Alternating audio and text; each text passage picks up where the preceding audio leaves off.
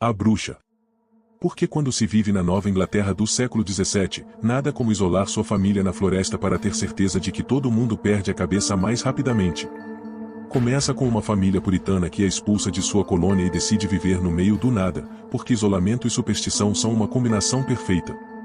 Coisas sinistras começam a acontecer, como desaparecimentos misteriosos e cabras falantes, levando todos a acreditar que a filha mais velha, Thomasin, está praticando bruxaria. À medida que a paranoia e a histeria aumentam, a família se volta contra si mesma, provando que não são necessários demônios quando já se tem a insanidade garantida.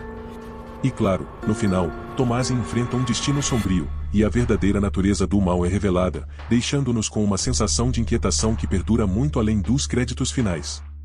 Quando alguém sugere viver isolado na floresta, talvez seja hora de repensar suas escolhas de vida. E se uma cabra começar a conversar, não é a hora de iniciar um diálogo, é hora de correr.